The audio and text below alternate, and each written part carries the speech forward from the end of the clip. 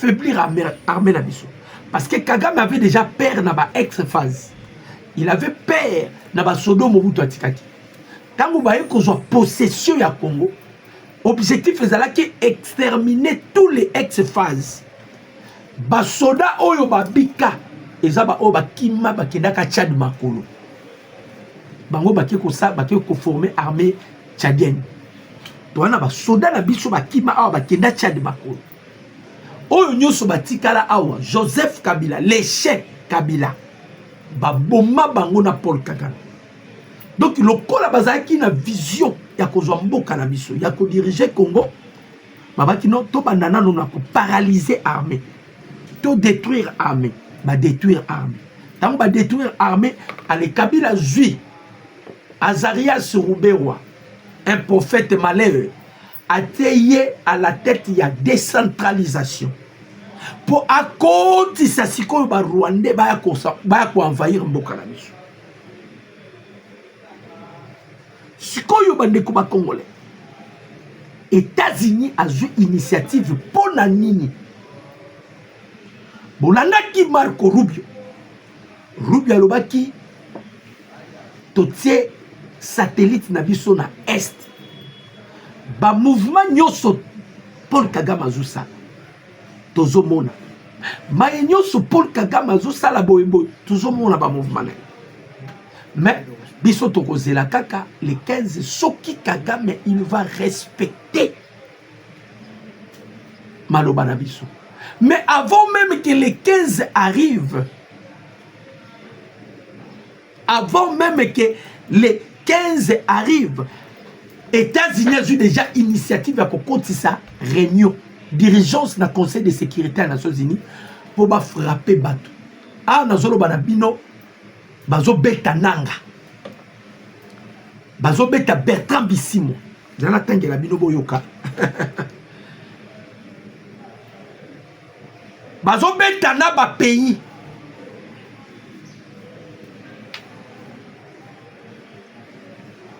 Awa. Eza somo. Yoka. Le Conseil de sécurité de l'ONU, à l'initiative des États-Unis d'Amérique, c'est la toute première fois. États-Unis ont une initiative à la réunion dirigeant. Depuis que les États-Unis, ont participé à la réunion. Mais initiative, il y a réunion Oyo. Oyo, ils ont la dirigeance pour la crise. Oyo, crise sécuritaire dans l'Est de la République démocratique. C'est les États-Unis qui ont une initiative. Yoka. À l'initiative des États-Unis, de la France et du Royaume-Uni, examine des sanctions contre 6 individus et des entités liées à l'insécurité au Kivu. Les rapports citent les M23 et évoquent un soutien de Paul Kagame dans la crise persistante. Il y a un rapport. Tant que il y a un rapport, il y a M23. Bandeko. Bako kalinga Kagame. Tant que na oseka parce que ba kalinga Kagame. Na lobi na bino Kagame n'a jamais été sanctionné. Amérique alobaki tokobeta Kagame na minduki mibale. Tokobeta na munduki ya diplomatie et puis tokobeta na munduki ya économie. Il y a diplomatie pour ba beta yebe balobaki papa. Yo oza personne non grata, non agrata aux États-Unis d'Amérique. Au cocotate. Oh, ma diplomatie, il y a des colos. Oh, il faut que la porte, c'est les États-Unis d'Amérique. N'est-ce pas bloqué qui? Quant à Kabila, c'est Kabila qui a été sanctionné par les Américains. La preuve, bon, on a le sous Kabila. Bon, on a le sous. Bandeko, quand les États-Unis frappent,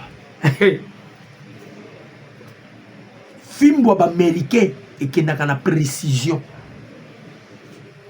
Si koyo awa rapport ebimi Kagame est impliqué. Yango ba américain ba convoqué ba français boya. Bomona ndenge toko kalinga toko kalinga muto mulayo yo Kagame boyoka. Gwa ko bimisa na kati ya kikalungu. Donc nazo bisabino déjà bande konanga ba congolais avant tokoma les 15. Les Américains ont déjà un objectif pour affaiblir Kagame avant le 15 juillet. Je vais expliquer, vous comprendre. Je vais vous expliquer. Vous aimez, vous commenter, vous partager. Vous multipliez les j'aime pour te sécuriser direct. Je vais expliquer pourquoi les Américains ont Kagame. Pour nani. Ceux qui vont sanctionner Kagame. Kagame est sous sanction les Américains. Vous comprenez?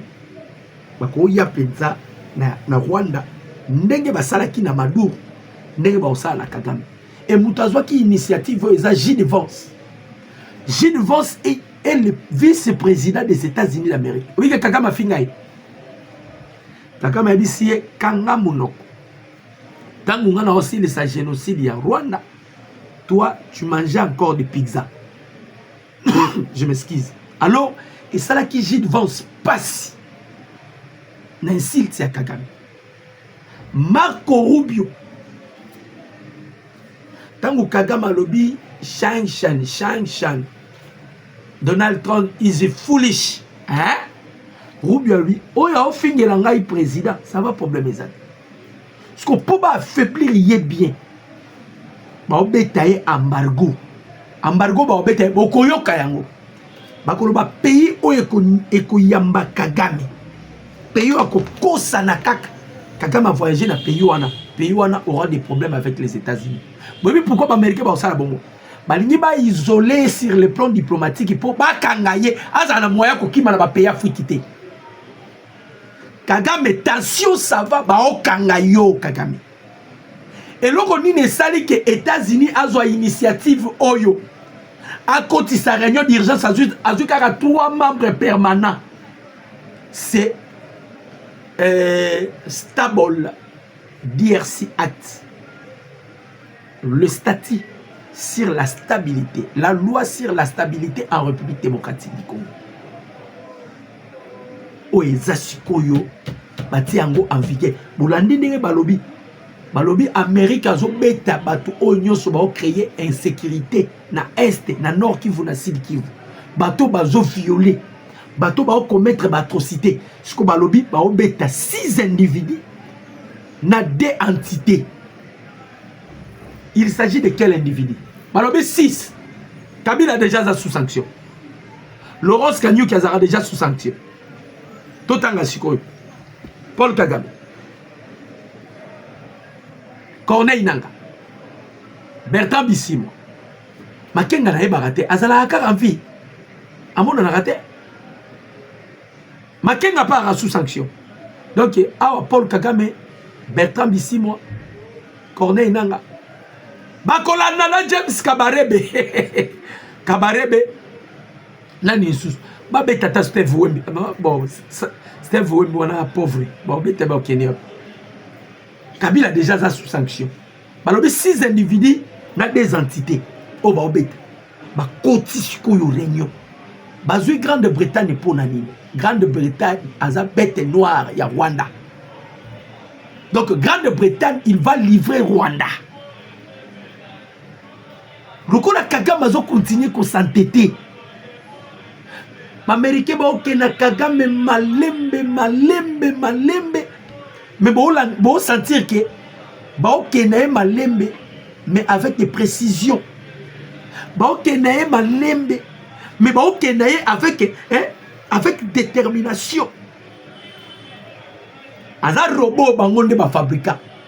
Bango moko ba na kodo ba ko beta pour anéantir les robots qu'il a été fabriqué bien qu'il y a contacté virus. Azo répondre les sous na ba exigence ya mkolo na été. Ils ont répondu sur les exigences à mon colonel.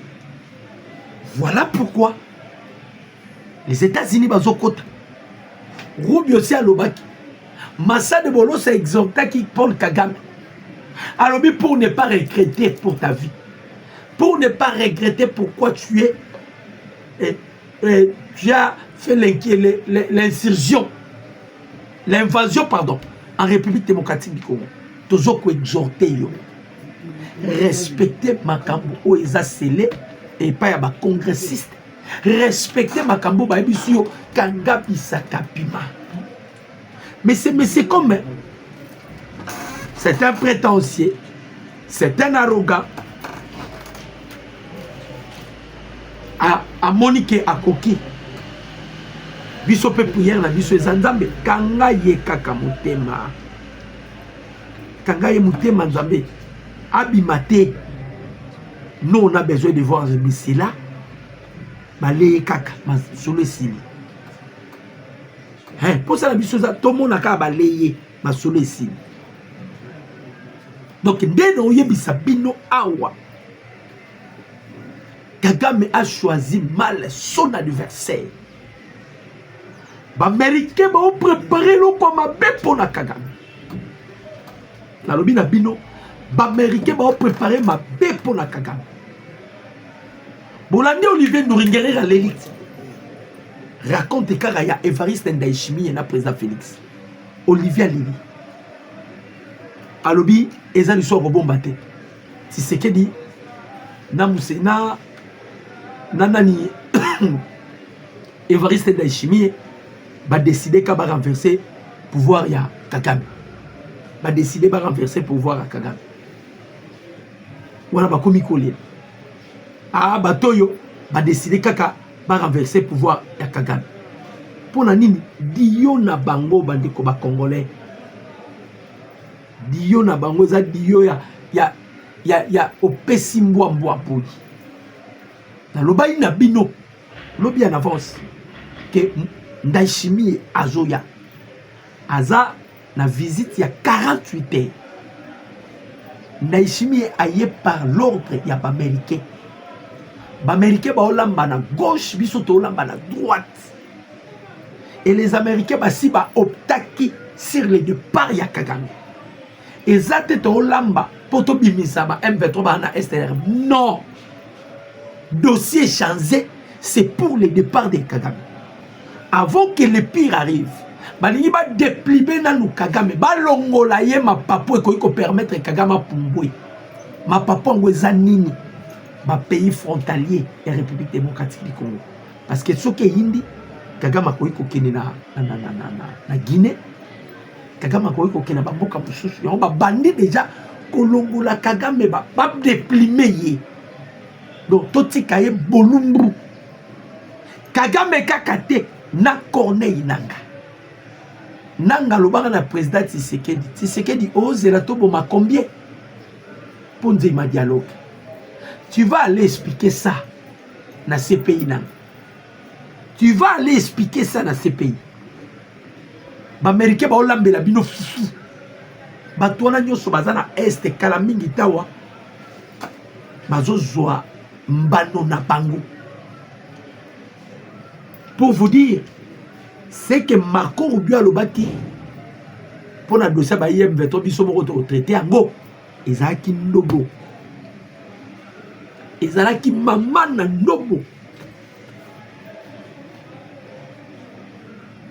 Ezaki penda ndobo na niveau vous ne pouvez pas imaginer. Bande qu'on a bête la bino non li solo, tozonga na dossier. Il s'agit de Vital Kamerhe. Petit frère Naye, Didier Kamerhe. Na compte Twitter Naye à Lobby Boy. Didier Kamerhe na compte Twitter Naye à Lobby Boy.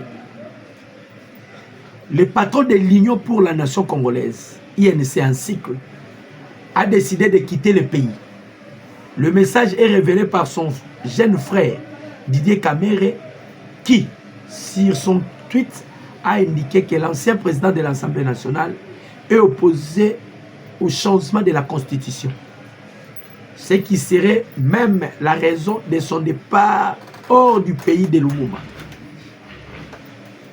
Enfin, le grand Mwalim a accepté de se retirer pour un temps relativement long, à plusieurs milliers de kilomètres en dehors du pays pour sa méditation et restauration personnelle.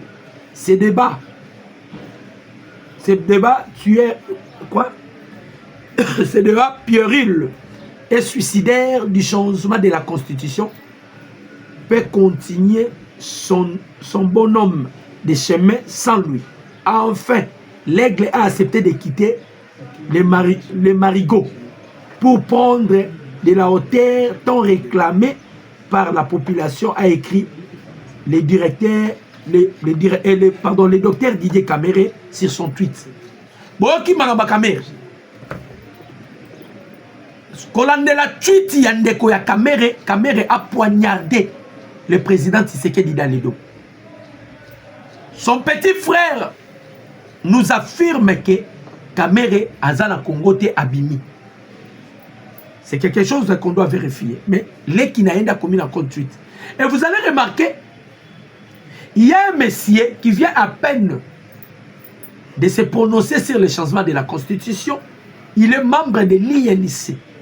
Il est bras droit de Caméré. Le nom m'échappe encore. Aoucho Bango récemment, il porte son soutien indéfectible au président Tshisekedi et il soutient le changement de la Constitution. Babenga n'y est parti. Pour vous dire que Caméré a dit qu'on jouait double G. Caméré.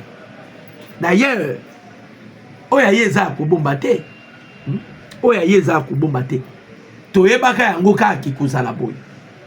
Lokola batu oya baka kotala na prison, ba pesi position na bango. Bato bakenda kotala Caméré, bato liboso na prison. C'était la 5 ans. Je m'excuse. C'était la 5 ans. Lokola bango ba pesi position na bango. Des petits frères ya Caméré a démontré biso awa. Position à Caméré s'oppose na changement à la Constitution. Toloba ki yango sokyo Monica mutatele meli changement à la Constitution bon landaye bien. Un étranger. Un étranger. Pourquoi? Il y a des articles où ils ont verrouillé et qui permettent bango les sous badon doit na Congo. Parce que la Constitution, les élus du peuple, les députés qui ont été élus par suffrage élevé, les députés non élus du peuple, mais les élus du peuple. Donc, il faut traiter pour que le peuple congolais se retrouve Caméré. Tout la moussiazaz. Pendant que le changement de Constitution, Caméré se retire. Caméré se retire. Ça, ce n'est pas la haute trahison. Bango baera kaka so ekomi makamba poste. Mais tant que ça koinda awa, il se retire. Pour vous dire que je m'excuse. Tant que constitution est la changer. Et ça la vérité muso ekobima a la bombe.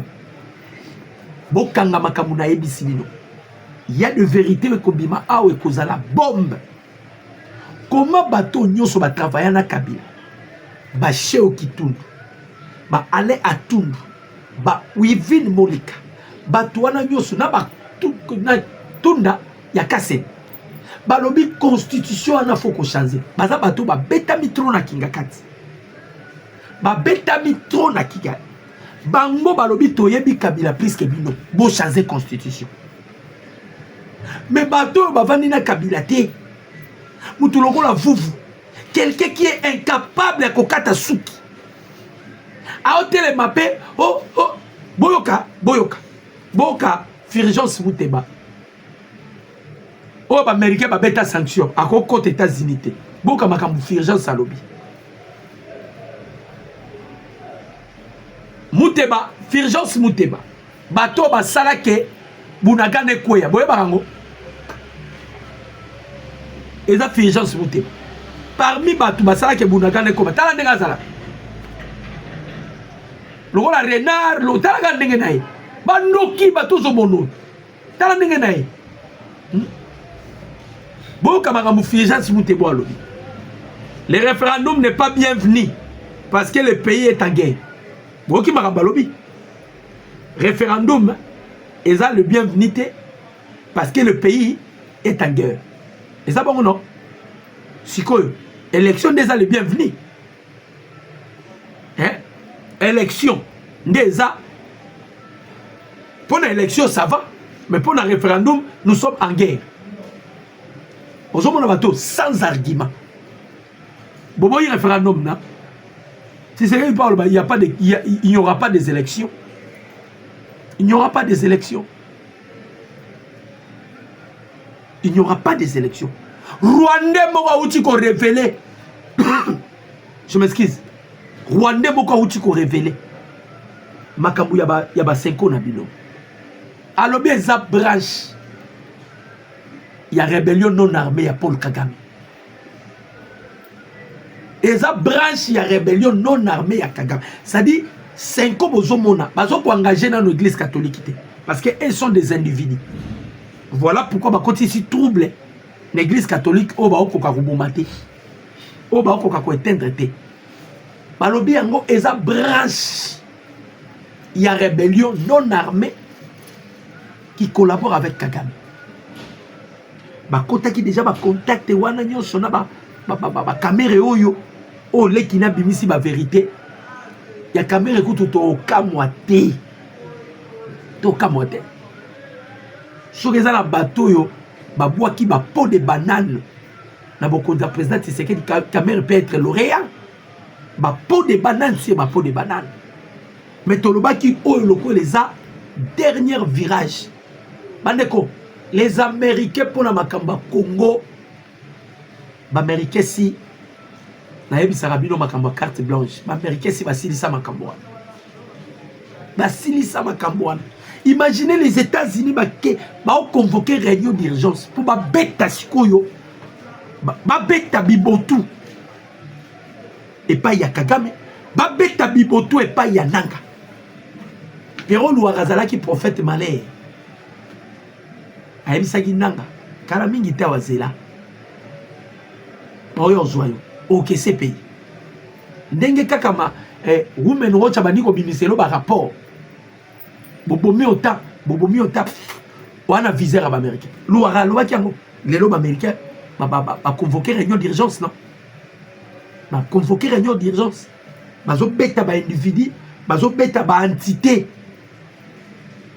je parie que na kata ba entité ba beta rubaya ba beta na minem bokanga mamna bisibina nde balobi ka les deux entités ana ba beta rubaya ba beta minem c'est-à-dire exploitation à Rubaya, Abu Pia.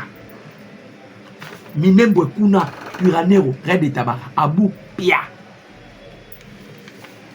L'Europe américain va ok nango na lobang. Donc, on a joué Bisabino Bandeko ba Congolais de tata et de maman. Même Yemo Kagame place à Vandi. Aïbi qui réunion là ba okota. Pour ma kali nanga penda kokali parce que le Conseil de sécurité a déterminé pardon les États-Unis a déterminé avant to comme le 15 mi-juillet to sila na ona moto ngadiada oyo to betailler to affaiblir to silisaye makasi soki makasi sili peyo ekoyamba kaka Kagame Pays et koyambaka Kagame. Pays wana a cause de problème na Amérique. Et l'Europe américain ba on va ça la minute yango. Ba to ba pesi déjà la modalité que to ko tato examiner ba sanction. Pensez-vous que si les États-Unis parce que la Grande-Bretagne s'alignera toujours derrière la décision des États-Unis. Si les États-Unis examinent et bah bimisi bato ba ko sanctionner.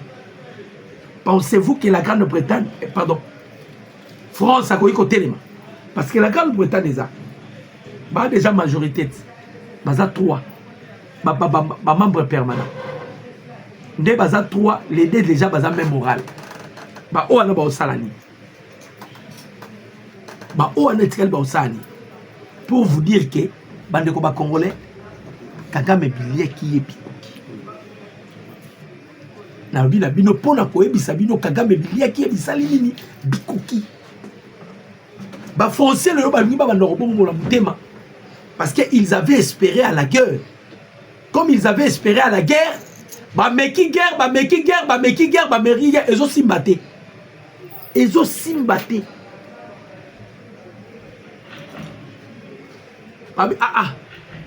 makambo ekomi mobulu mpona ayebisaka bino l'autre fois. Si arrivait que le président Tshisekedi a exercé force to libérer Goma na Bukavu, Kagame a eloko à revendiquer pour votre information. A eloko à revendiquer parce que tu as Goma, tu as Bukavu. Comment est-ce que tu as sur la guerre? Tu as sur la guerre. Kagame a revendiqué. Yango moni ba osala à tout prix. Bazala wana eza politique à Kagame. Tozala wana jusqu'à ce que les Américains va osenga ka to dialoguer. To négocier. Alors on a quatre négociations. Ils ont partagé. Et les locaux président Tshisekedi dans le but plus question. Et les locaux Mukondambo dans le but pas de question de gauche, pas de question de droite. Plus question. Donc Mukondambo katikali ferme pour les locaux. Mais les Américains locaux là-bas au Sunga Congo. Les Américains locaux là-bas au Balusabutu na bango kaka. Les États-Unis ont préparé kaka. Quel sera le sort de Paul Kagame? Parce qu'il y a déjà un gouvernement certifié par un grand lobbyiste américain, Vobaten, à Kendaki na bango, na département américain, ba certifié bango, et bango bango ba poni Jean-Luc Abiyarimana à Kamba bango. Et Kagame, là où il sait que s'il ne peut au Rwanda, la personne qui va succéder Kagame, c'est Jean-Luc Abiyarimana. Bandeko, botia ba j'aime, bon multiplier ba j'aime pour que tout sécuriser direct na biso. Na bato nyoso ba koti. Yo pe oyo s'abonner, abonnez-vous massivement pour ne pas manquer des informations. Donc bon multiplier ba j'aime, bon aimer, bon commenter, bon partager. Na bato nyoso ba koti ba bosani ko aimer. Kende na kaza ko aimer, tia ba j'aime. Bon ni pasteur ki na Kagame. Donc bandeko na ngai Kagame pena atali. Arabi, mixage na passage, Tshisekedi aboyi. Dialogue, Tshisekedi aboyi. Négociation, Tshisekedi aboyi. Sko tokosuka wana. Yo zo kiango ba aventure te Kagame. Yo zo kiango ba aventure. Makambu ya este kuna ekolia batu. Makambu ya este ekolia batu.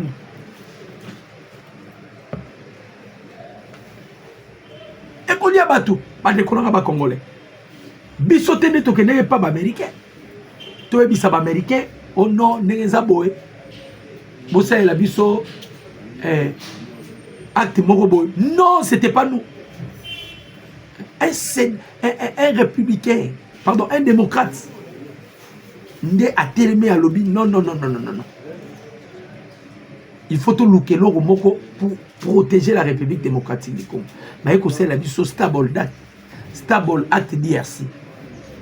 À cause de stable DRC là, les opérations sikoyo États-Unis faveur. Il y a qu'on frapper bateau nyoso ba uluka kotia désordre dans la région là. Il y a bateau nyoso ba uluka ba koti ça trouble en République démocratique du Congo. Olive Léli. Hey. Aïe. Olive Léli na munoko ya mboka. Pona mobali na ye. Basali ba démarche. Ndenge na yebisa ibino. Le seul mutu, je m'excuse, azana compétence ya kolongo la sanction ya Kabila. C'est le président Tshisekedi. Pourquoi? Parce que Kabila a été sanctionné lokola ancien président de la République démocratique du Congo. Donc, c'est la RDC qui peut exercer la diplomatie pour que ce monsieur ici, Hippolyte Kanambe, chef, soit acquitté dans la sanction américaine. Mais ce qu'on a traité des jambois, traité des jambois, va quitter Nengeni, Bimi Simbongo, Olive qui dit que ce qui toye baki, c'est que derrière qui n'a pas bino lokola, ayebi te azokota bino soki ndenge ga biso ba kongo to lo ba soki azokota azui force avandi, il se pose maintenant. Ba makamla bino nyiso wandoka na maye wo, il se pose maintenant. Ok, ne bisika nyiso ba ne kotika ba rebelle ba ko sunga yo. va créer un mouvement insurrectionnel. Nous sommes bloqués. Nous sommes bloqués. Donc, ils ont un endroit moroté Kagame. Donc, bah, comme ça Kagame, vie moukousse. Hein? Parce que mon kilé a moukousse, ne va pas mon kibaloba. Mon kilé zara, moukousse. Bah, on va comme ça Kagame, vie moukousse. Kagame a osanga na place à Kimela. Kagame a osanga na place au Kénéko. Parce que si on sanctionne Kagame, président en fonction, mais va bapoulier sanction.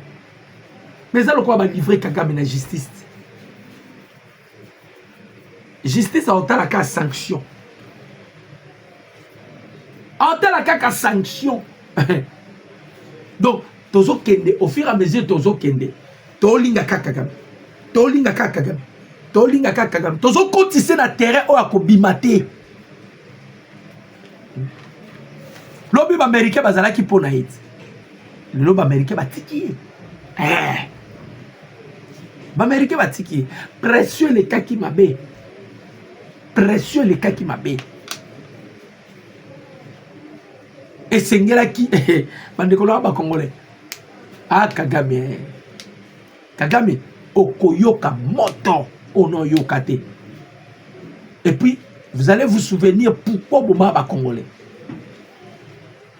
Okoyoka moto parce que ba document ba dossier bandeko anazo bisabino Kagame il peut être un lauréat dans le domaine de la criminalité. Abobi batu somme surtout na Congo.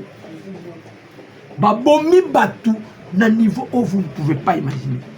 Kagame a exercé, a utilisé même batu souvent que babomaka ba officier politique mo ya kindoki. Akutani ce qu'on a fils de la promesse, fils d'Abraham. A dynamié la likolo. Kagame qui est gauche ba anaï. Kagame zonga droite ba anaï. Kagame sala ba anaï. Kagame melipe mate. Kagame melipe mate. Bozela bokoyo kama kamo Amerika o sala Kagame. Bozela ezoyat. Bana kata ko examiner tango ba ko bimisela Kagame sanction. Ye akoyoka sanction zoya contre Kagame. Barobimise les sanctions. Kagame va plaire. Akolela aleli et la vie continue. Et la vie continue. Oleli mais vie ezo continue. Hein. To keneka na système alisu likolo alisu. Ande ko ba congolais président burundais ayaki bakutani na président Tshisekedi. Evariste Ndayishimiye.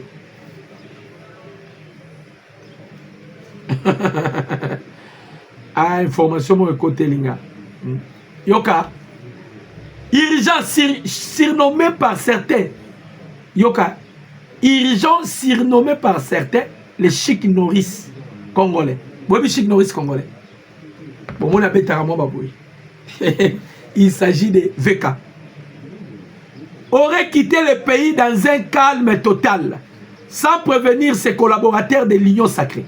Une situation embarrassante pour sa famille politique, déterminée à offrir au peuple congolais une constitution jugée sans impunité. Ses départs à l'étranger suscitent des craintes. Babi départ n'a comme suscité des craintes dans l'Union sacrée qui redoute un possible rapprochement des caméras avec d'autres acteurs politiques opposés à un troisième mandat. Ne balobi kaka eza information koti. Mabi abimi caméra abimi awa soit bala sabatbaye. Au moment où tozo beta lisolo ya changement ya constitution. Boni caméra. Lui il est comme ça. Yazaka bongo. Azalaka bongo toyebiye. Tu vois? Bah, on la pète. Quand on peut te le lara Kagame calendrier. Azawana ata salignon so Kagame. Ata salignon so. Akozonga ta la calendrier. akozonga atala kaka calendrier. Parce qu'il se bat maintenant avec un calendrier. Ata Kimi gauche à Kimi droite. Bande kotoye baka na biso ba caméra comme ça. Ils sont comme ça. Toye baka. Mais n'est pas ok. Sont ok libéré ça la biso bien fort. Et ça la biso bien fort. Sont ok et ça la biso bien fort. Parce que un des abois, président Tshisekedi azuka nini mungwate aboa ki likola ba michopi, ba vers de terre. Papa, on débat au katana. Kia mungwa likola michopi. Bazo katana bango na bango. Ya kokima bazo kima. Fayulu apandi SID. Boyo kama solo ao. Fayulu apandi SID. Batu na ye nyonso bazaki ba proche na ye na communicatrice na ye mwana mwasi bakangi bisaba akei. Babisi Fayulu yo libala na ona ba mupe eza suspect. Basango bazotelemela changement de constitution, yo pozotelemela changement de constitution. Tolobaki makila ya ba congolais. Au moins cause à l'étranger, soki oza congolais na makambo ya constitution à ta dernière minute. Okomongo la mutema, tu vas rejoindre ba o baza pour le changement de constitution. Tu vas les rejoindre au moins cause à l'étranger. Dans le bien ou bien. Au moins cause à l'étranger. Makila et Kosala. Maman on a vendu à la bouille. À côté si lettre comme une bang. Et caméra nganota. N'a pas de caméra. Fayou. Caméra ti Akimi déjà. Akimi. Et puis caméra comme bimane ça qu'on signale bateau. Oh yo. Il faut qu'on le vérifier. Pour Mikolo et sa verbe cité. Na nini dossier nyonso ba otamba ba plaire ba benga ngoni ba audience ba ezaka ba verbe cité yaza aka bo toi na sima batangi kombo na toi na sima batangi kombo na ou bien lembi na ko tangisa peuple congolais tozo songela autorité na biso tanki ba congolais. Vous voyez bien, tous ont l'autorité na biso tanki ba congolais. Alors bato nyonso ba yaki ko kota biso na zolo ndenge mokonza mboka lobaki ba kota biso tina kati ya pantalon. Bato wana babandi ko yebela déjà na ba pays na bango respectif. Babandi ko yebela déjà ezali sous makabo yo kele gauche droite té. Babandi ko yebela.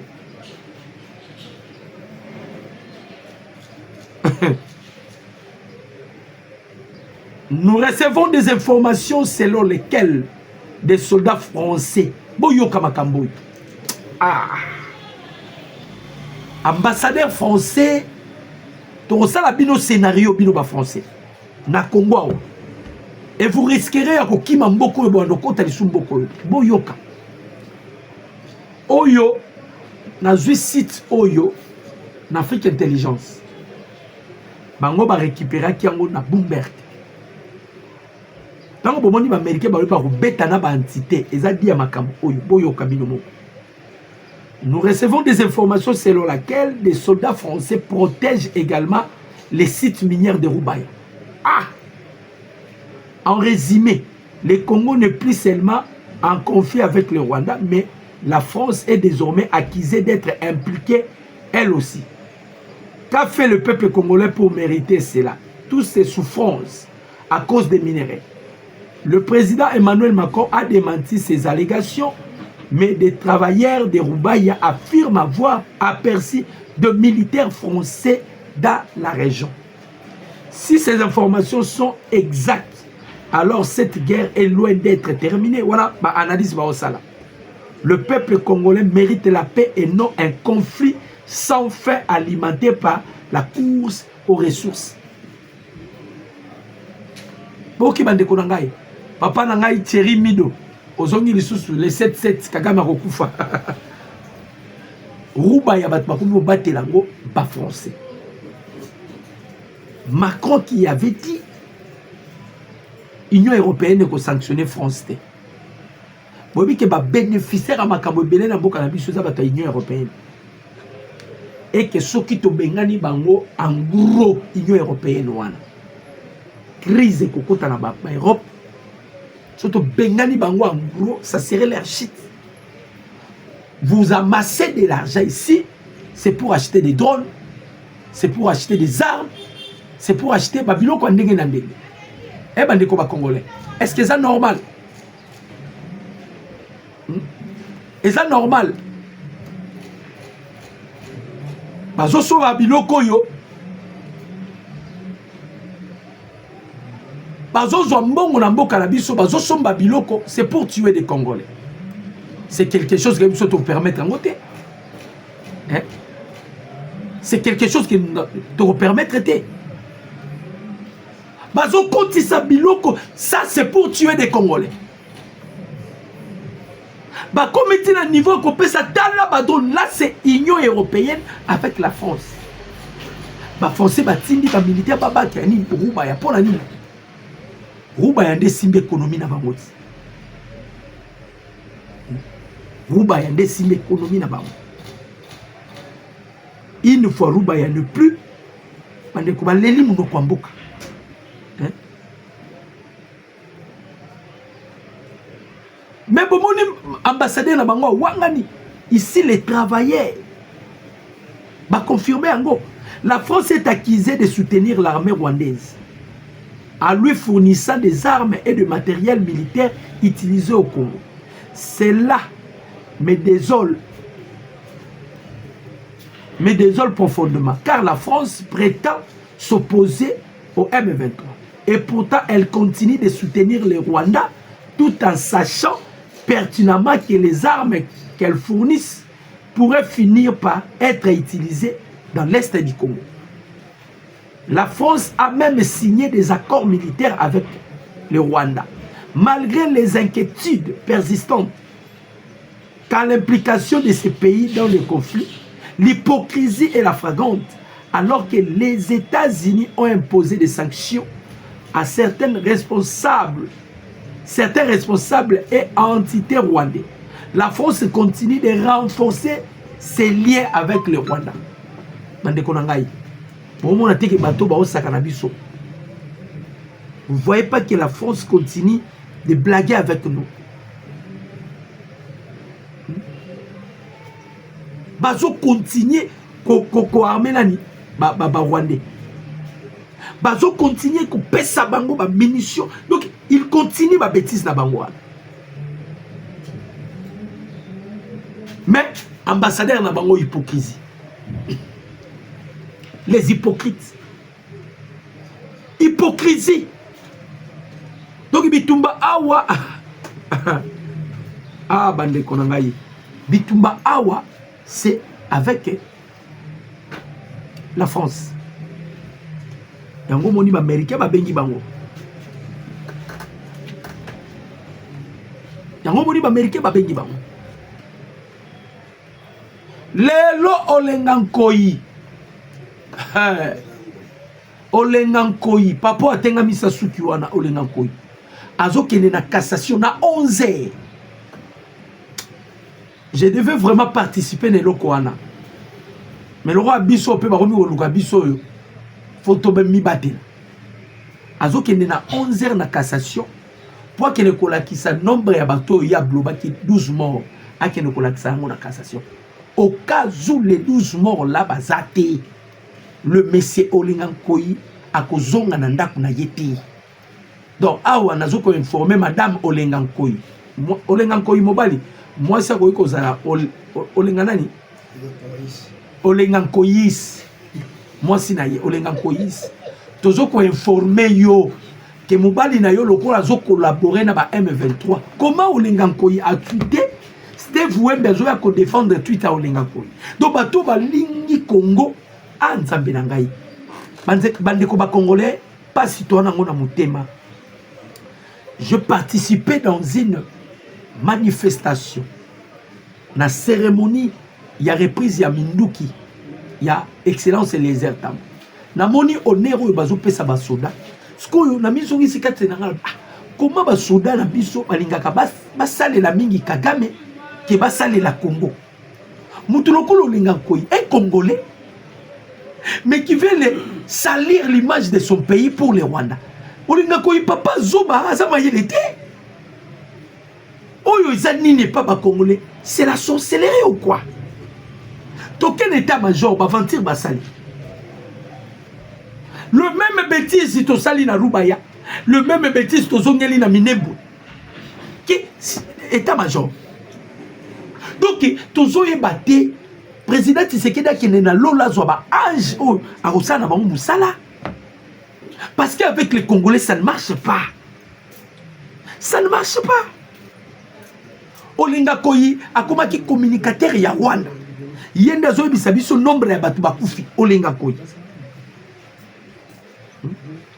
O batu bakufi ota. Sko lelo zokene. Ba okene bazwayo. Vonde si alobaki yango ba activer vitesse supérieure. Peut-être c'est ça qui a fait que Nanya Kima, caméra Kima. Ngana yebi soki réellement caméra bimi na boko. Caméra Kimi eloko. Je connais bien caméra. Soki caméra bimi na boko pena voyager, caméra Kimi eloko. Exactement parce que atikali batu ba bunda pona makambuya changement constitution. Papa. Caméra za ami. Il y a Nicolas Lanner. Nicolas Lanner a un numéro 1 DGCE. Il y a pas français. Service des renseignements français. Caméré collabore avec la France. N'est-ce France a travaillé dans Rwanda. Caméré est dedans. Parce que Nicolas Lanner a un numéro 1. Il y a DGCE. Ami intime à la France. Caméré ne collabore pas avec les Américains. Les Américains, ils Caméré hypocrite. Caméré collabore avec des Français. Ba Fonso bazo mundisa biso. Donc soki bomoni caméra akimi et ane loko moko ebimi awa tokoye bango na mikolo zoya. Eza le loko ebimi. Balobi abimi sans ko signaler ba collaborateur naï. Mboka kepe na ebité. Sobo landeli bien OK France. Azalaka camarade ya Macron caméra. Soki mboka bimi ake akokende France. En Canada, pays à Kokene, ceux qui France cité, je ne pense pas Belgique, mingi ba France ou bien Canada. Ane loko kimi, tokolande la yango tinasi. Ah tiwe wazotanga ba. Verbe cité. Tiwe aotanga batu en gros et en détail. Verbe cité. Azotanga. Tiwe. Msou yepe. A mimoni déjà qui va au Tangaï. Tout la moussi à Zaza. Chig Norris. Mais c'est Shaolin. Akimi. Tokoye belo kwa Kimeli. Tokoye belo kwa Kimeli. Bande koba Congolais zala qui avec plaisir. Nzambe a pambola bino nyoso bolanda kingai. Mon numéro à moi c'est plus 243 89 63 95 965. Arma Bongolo Nzamba pambola yo. Maman Nangaï, Jeanne Mokomo, Mundi, Nzamba Pambola, Maman Chantal, Maman Emerance, Maman Grace B, Nzamba Pambola Pino. Ma Congolais nyonso partout boza, que Dieu vous bénisse et que Dieu bénisse la République démocratique du Congo. Président Tshisekedi Nzamba Pambola yo. Papa Nangaï Mbuya Paul Yanganda, que Dieu vous bénisse. Papa Véro Mawela, que Dieu vous bénisse.